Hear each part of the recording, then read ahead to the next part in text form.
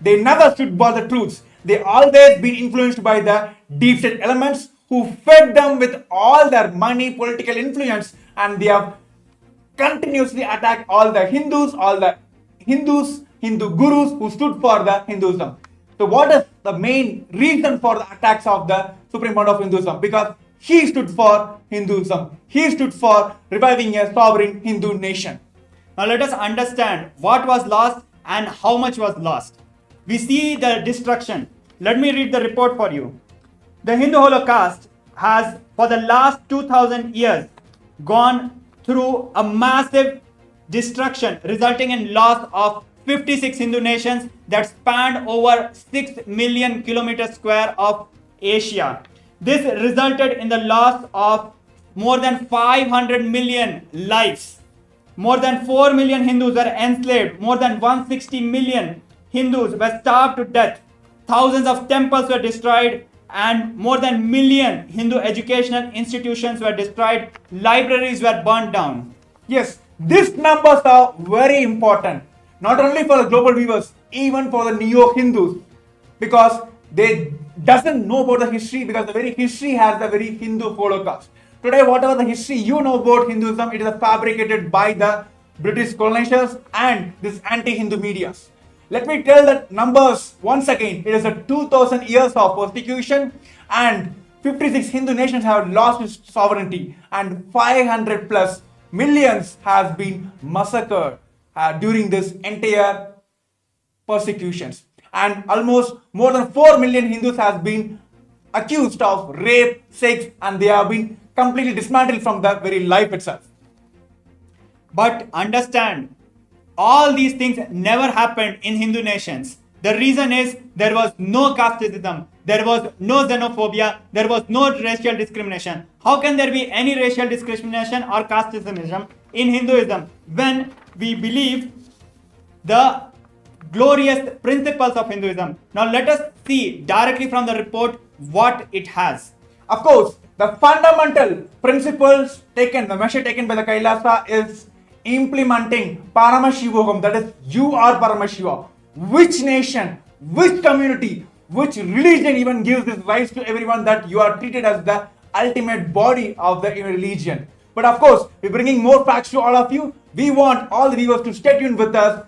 There are crisp, more details on this 21st reports by the United Nations on KAILASA. Stay tuned with us. Around 5,000 years ago, at the end of Mahabharat War, the ancient enlightened Hindu civilization consisted of 10,000 Hindu traditions, or sampradayas, that existed in 56 Hindu nations, 200 Hindu kingdoms, 1,700 Hindu provinces that covered more than 6 million kilometers square of Asia. The Supreme Pontiff of Hinduism, SPH, BHAGAVAN Nithyananda Paramashivam, is the reviver of KAILASA, this ancient enlightened Hindu civilizational nation. KAILASA is an unbroken cultural, religious, historical, civilizational, and sovereign continuation and revival of multiple of these historical Hindu sovereign states and Hindu ecclesiastical entities. The unbroken continuity of these ancient Hindu nations through KAILASA results in the legal recognition of KAILASA as per the international customary law, particularly the doctrine of continuity.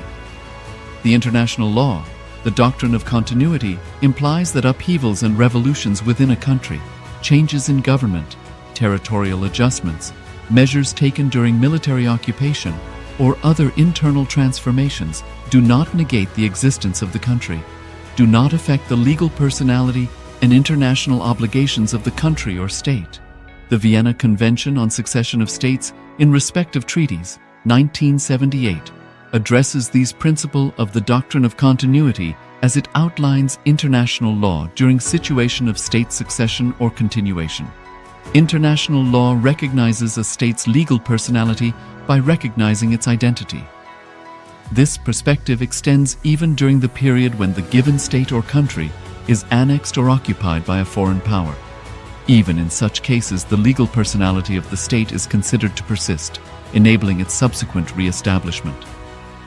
Historical examples dating back to the 18th century include cases like Portugal and Genoa that were re-established after the Vienna Congress of 1815. More recent examples include countries such as Poland, Ethiopia, Czechoslovakia, Albania, and Austria that were re-established after World War II. Even when a nation is deprived of its territory, the nation continues to exist. Its sovereignty and international legal personality continues to persist. The Dalai Lama, as the spiritual and temporal leader of Tibet, exemplifies this principle. In 1959, the Dalai Lama was exiled and forced to flee. Despite the challenges faced, the Dalai Lama continues to advocate for the preservation of Tibetan culture and garners worldwide support for Tibetan autonomy on the global stage. Similarly, from 1309 to 1376, the Pope of Catholicism had been in exile in Avignon. Despite this, he was recognized as the head of state as well as head of the church and given full privileges of the position after their return to Rome. Even in 1861, much of the papal territories had been lost, leaving the Pope with no sovereign territory. The last segment we have spoken about the six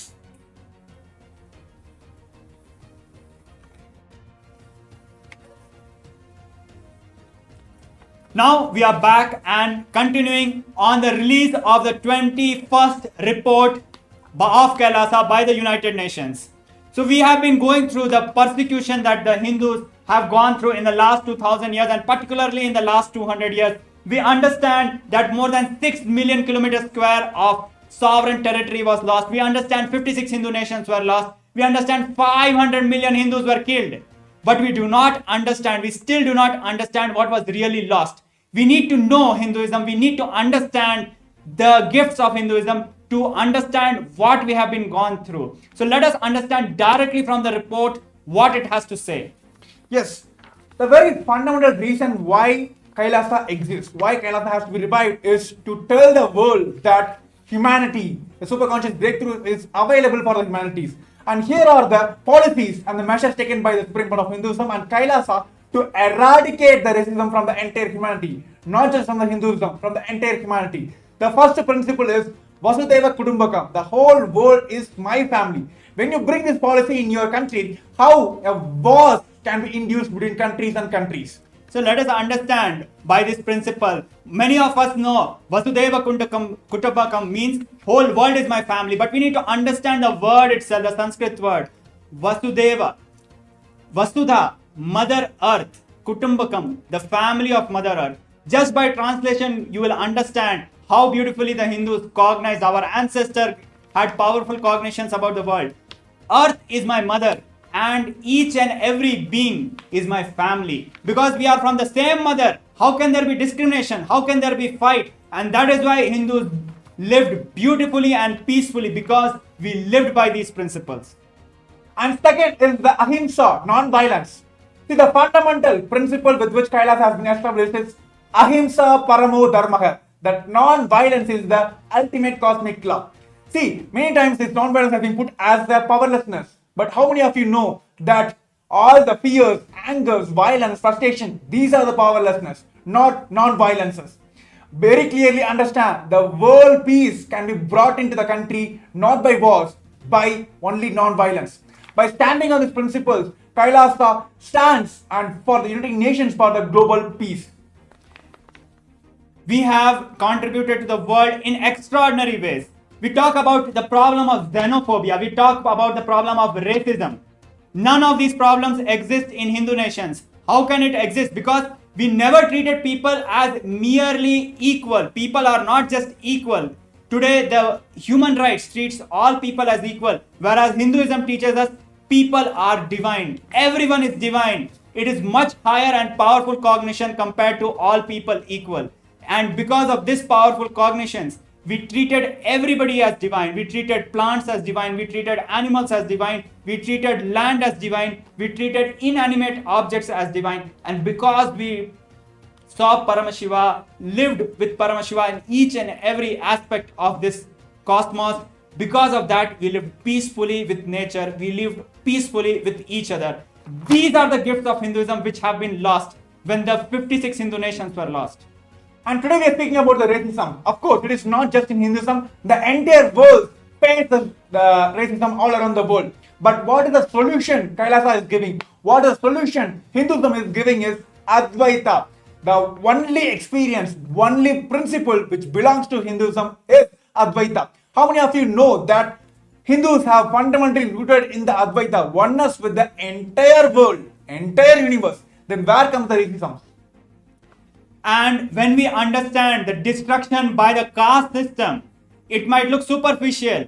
But when we look at this reality, it is not just the territory was lost. It is not just the community was lost. It is not just the unity was lost. It is not just the principles were lost. It is not just the quality of life was lost. The entire ecosystem which beautifully and happily lived and contributed to the entire world, giving the world